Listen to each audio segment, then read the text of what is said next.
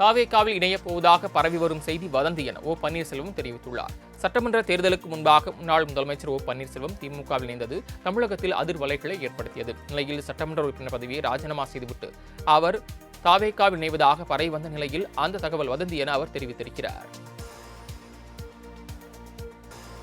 மாநில மொழிகளின் உரிமையை பாதுகாக்க வேண்டும் என்று ஞானபீட விருது பெற்ற கவிஞர் வைரமுத்து மத்திய அரசுக்கு வேண்டுகோள் விடுத்துள்ளார்.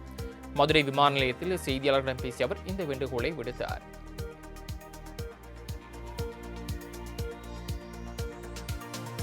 தமிழகத்தில் அடுத்த 2 நாட்களுக்கு கனமழை பெய்ய வாய்ப்பிருப்பதாக சென்னை வானிலை ஆய்வு மையம் தெரிவித்துள்ளது.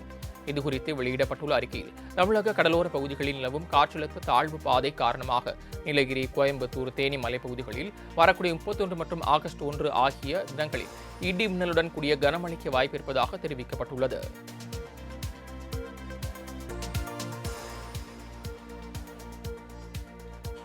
வந்தே மாதரம் பாடலை அவமதிப்பதை குற்றமாக்கும் வகையிலான சட்டத்திருத்த மசோதா நாடாளுமன்றத்தில் நிறைவேற்றப்பட்டுள்ளது.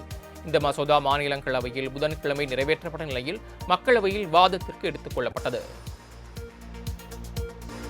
பழனி தண்டபாணி மட பத்திரப்பதி விவகாரம் தொடர்பான விசாரணையை சிபிஐக்கு மாற்றக்கூடிய வழக்கில் சிபிசிஐடி நிலை அறிக்கை தாக்கல் செய்ய உயர்நீதிமன்ற மதுரை கிளை உத்தரவிட்டுள்ளது. பழனி மட பத்திரப்பதிவு தொடர்பான வழக்கை சிபிஐக்கு மாற்றக்கோரி அதிமுக முன்னாள் எம்எல்ஏ வேணுகோபால், அன்னபூரணி சிவகுமார் மற்றும் பழனி நகராட்சி தலைவர் உமா மகேஸ்வரி பிரதீப் ஆகியோர் வழக்கு தொடர்ந்திருப்பது குறிப்பிடத்தக்கது.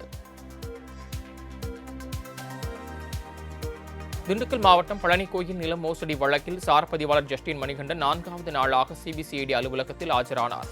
பழனி அரியவாரம் பகுதியில் உள்ள தண்டபாணி சுவாமிகள் மடத்துக்கு சொந்தமான 100 கோடி ரூபாய் மதிப்பிலான நிலம் போலி ஆவணங்கள் மூலம் முறைகேடாக பத்திரப்பதிவு செய்யப்பட்டதாக எழுந்த புகாரில் விசாரணைக்கு அவர் ஆஜரானார். தூத்துக்குடி மாவட்டம் திருச்செந்தூரில் நடைபெற்ற விழாவில் பங்கேற்ற முன்னாள் அமைச்சர் அனிதா ராதாகிருஷ்ணன் தங்களுக்கு ஏன் வாக்களிக்கவில்லை என மக்களிடம் கேள்வி எழுப்பி ஆதங்கத்தை வெளிப்படுத்தினார். திருச்செந்தூர் சட்டமன்ற தொகுதிக்குட்பட்ட குருக்காட்டூர் பகுதியில் சமுதாய நலக்கூட திறப்பு விழா நடைபெற்றது. இதில் கலந்து கொண்டு பேசிய அவர் இவ்வாறு கூறினார்.